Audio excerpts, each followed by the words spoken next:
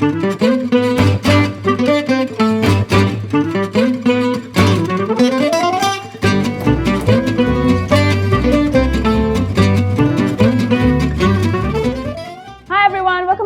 with Adventures. I'm Ahmed. If you remember, in December, I did a Trader Joe's haul and I picked up some delicious mission figs. I promised that sometime in Jan I would make a cake, and I didn't forget. Today we're going to be making a fig and walnut cake.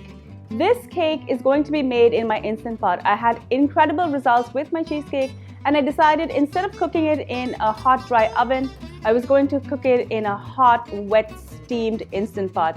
The results were delicious. The cake is somewhat between a cake and a pudding. It's got a delicious texture and it cooked up in record time. Before I go any further with this recipe, do make sure you subscribe to my channel and ring the bell so you're notified every time I upload a new video. Now let's get started. This wonderfully rich and dense cake is a combination of Mission and Smyrna figs. Here I've diced 100 grams of each. These Mission figs I purchased from Trader Joe's in the summer. And these Smyrna figs come from Turkey. Of course, you can use any figs that are available to you. I have 1 stick of room temperature butter here. This is about 4 ounces or 114 grams. And if your butter is not soft, you can just zap it in the microwave for a few seconds. I'm going to whisk this till it's nice and creamy. Add 125 grams of brown sugar and I'm going to incorporate this well into the butter. I have 4 extra large eggs here. These have been sitting out of the fridge for a few hours, so they are now at room temperature. Beat these in to incorporate one by one. If your eggs are super cold, it will start to harden the butter again. This is looking really nice and frothy now. I'm going to add 3 tablespoons of blackstrap molasses. This thick, syrupy molasses is going to give the cake that dark, rich color.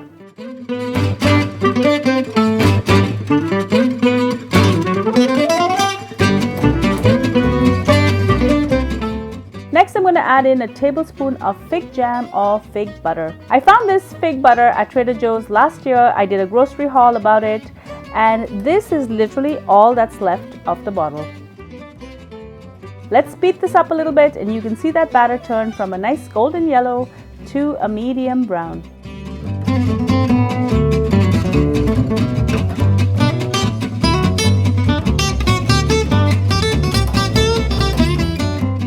Add 125 grams of all-purpose flour here, and I'm just going to sift this in a little bit at a time. And I'm going to fold it in gently with my spatula. I don't want to overmix this batter. You will notice that I'm not using any baking powder. I've had a few questions about this when I made my boozy fruitcake as well. This is a dense, rich cake and it's not meant to be airy and fluffy. All the flour is now incorporated and I'm going to freshen this up with 1 teaspoon of orange rind, 2 tablespoons of crystallized or candied ginger, 1 teaspoon of candied citrus peel, and I'm going to add in all the figs that I chopped up earlier. I used 100 grams of each, and that is 200 grams of figs. I'm also going to add 100 grams of chopped walnuts. I've chopped these walnuts so they're just about the right bite size.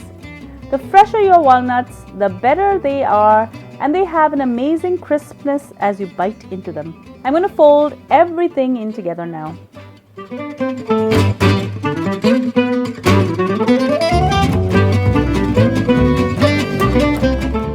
Finally, I'm going to add 2 to 3 tablespoons of milk, and this is just to loosen up the batter to make it easier for me to transfer into my tin.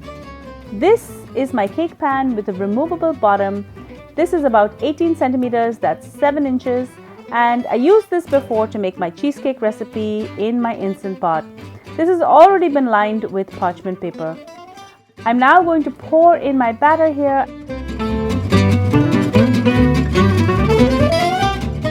And I'm just going to give it a tap to remove any air bubbles.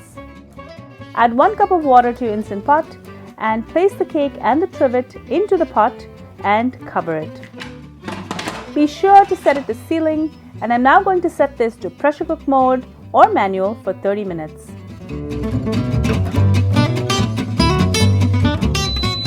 I looked at cake times online and most of the cakes called for 45 minutes. But I'm going to check this at 30 minutes and I'm going to add more time if I need, since this is the first time I'm making a fruitcake right in my Instant Pot.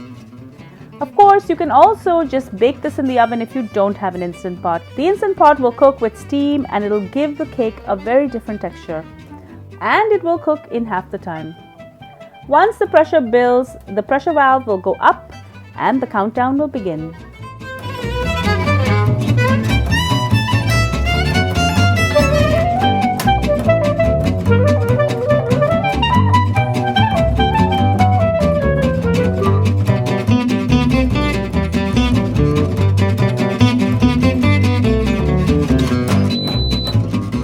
Once done, I'm going to allow the steam to naturally release and the pressure will dissipate.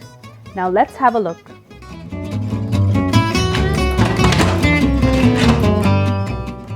I should have covered my cake like I did the cheesecake. It's not as delicate, but there is a film of water covering its surface, and it does look like it could benefit with a bit more cook time. I'm going to absorb the water and I'm going to add a bit more water to my Instant Pot. Return the cake pan and this time I'm going to create an absorbent lid that won't sag. Add one knife diagonally, add 2 sheets of absorbent kitchen towel on top and another knife just to weigh it down. Cover the pot and set it to sealing mode. I'm now going to set this to pressure cooker or manual again for another 15 minutes and I'm just going to allow it to do its thing. If you're making this cake, just set the timer to 45 minutes from the beginning and make sure to cover it with some kitchen towel as well. Once it's done, I'm going to allow the steam to just naturally release again.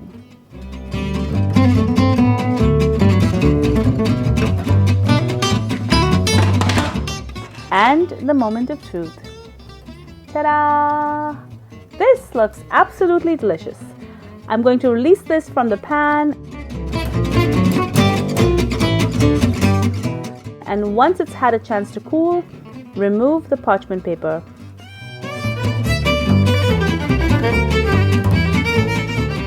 I'm going to pour over an icing foam. This is literally 2 tablespoons of icing sugar mixed together with 1 tablespoon of meringue powder and just a little bit of water. Whisk it until it's foamy and pour it over the cake. And I like to decorate this with more figs and walnuts. Enjoy!